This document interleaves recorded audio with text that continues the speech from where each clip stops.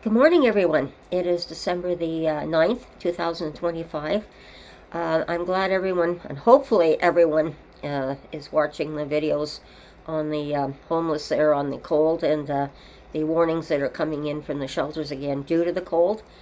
And I don't believe that we can express enough just how important it is to tell people about the cold, to really educate people on what cold can do. Because I don't think people sometimes realize how quickly you can get hypothermia out in the cold, how quickly your skin can freeze if it's exposed to the cold. I know they come constantly out with warnings from the health department and that, so that's why I really stress that people during these extreme heat waves in the summer as well as the extreme cold in the winter, that they really pay attention to their weather channels. And I know myself, as I've explained too, that because of the Arctic weather coming down from the north there, that the vortex coming down, that it crosses both our borders to Canada and the United States and that.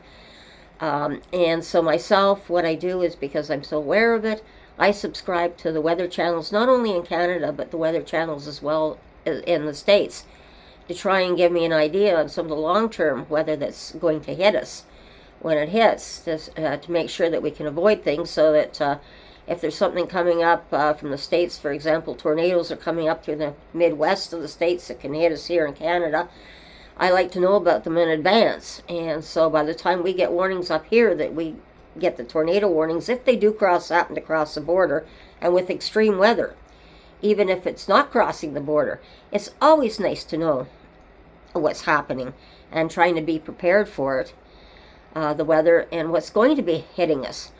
So that's the unfortunate thing about the homeless people. They cannot prepare themselves. If they're stuck out in the weather, they can't get to a heater or a space heater like I can in my own home to heat up if I need a little bit more heat due to the cold. And one of the things that I found too is that it's extremely dangerous for them, because those who get high on drugs, and I'm going to give you an example of this, is you'll see some of the videos that I put up, and I have a lot more that I haven't put up, just pictures of people before we put the cameras in our buildings, and they were lying in the stairwells and that, and they were shooting up and doing the drugs. Quite often, in the middle of winter, they'd be so hot in the building, then they'd go out, but when they go out, they leave their jackets, winter jackets behind, so then they go out in the cold, and when you're high on drugs, you can't tell if it's cold or if it's not cold. And this was happening even years before the drug crisis even happened, when my first husband, the police officer, used to walk the beat. They used to have to track down the drunks at that time, because alcohol was the problem at that time, and they found people dead on the park benches at times too, because they get drunk. And as I've explained in one video, we found that young Indigenous man who was, when I was walking on the beat with him, he had got drunk, he curled up in a doorway, and he died in the doorway. That was the first time I'd really had that kind of an experience, and that really woke me up to what was happening in the world, and what a shake-up that was, because I had no idea. I was just always looked after. I was married. I came out of my home and married, and everything was in order. I'd never seen any of that stuff. So it was a taste of what was to come that sort of prepared me for what I'm seeing today, and why I like to talk about these things to people that are extremely important.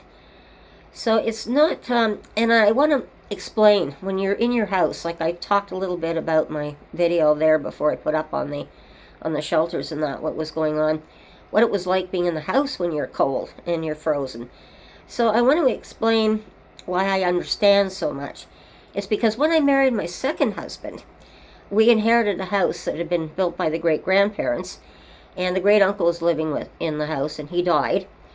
Well, he didn't die in the house. We managed to find him. He had only had space heaters at that time. It wasn't wood fire burning places at the time, because the house was built in 1896. He had the old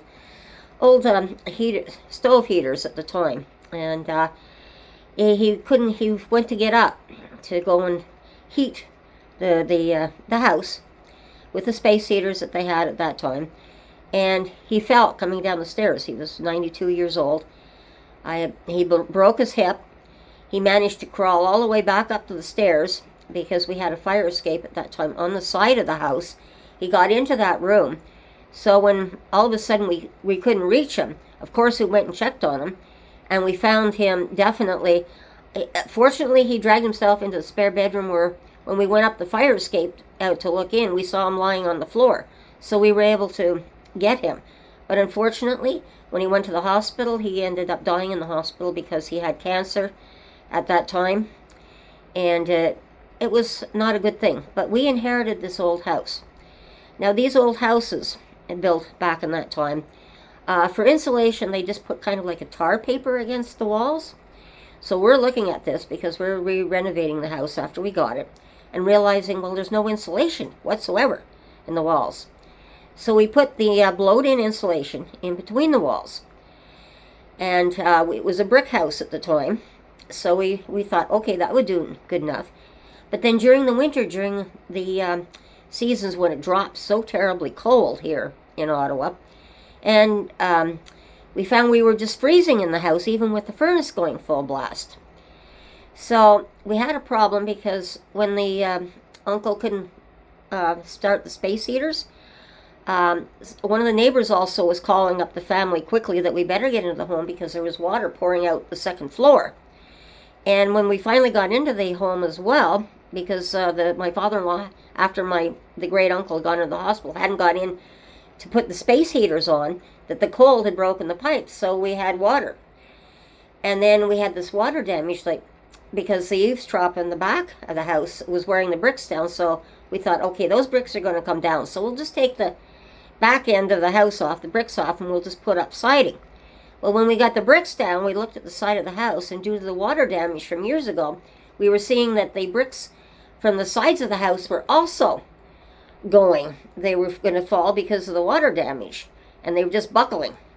So we had to turn around, and so we decided we were going to put siding up on the whole entire house.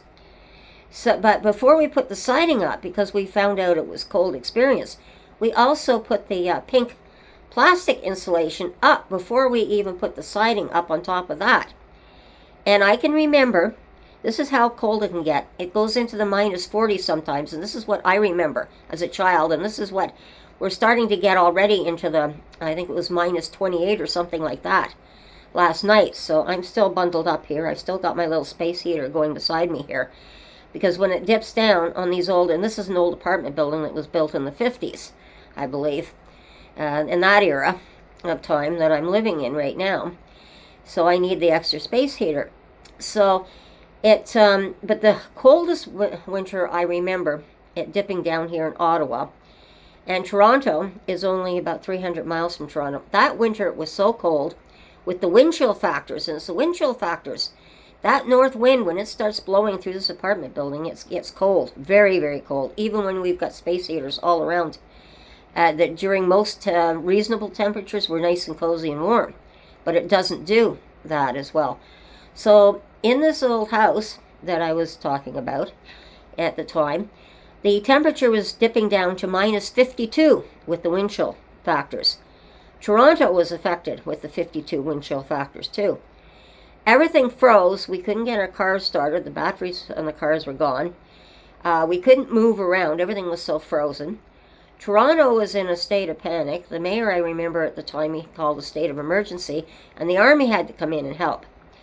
So if we're like -52 here, and we're down in eastern and southern Ontario, we're close enough to the American border and the Canada-U.S. border, of course. You can imagine what the temperatures were going over the top, going over the border there. Probably, if we're at -52, they're probably in the maybe in the early -40 temperatures.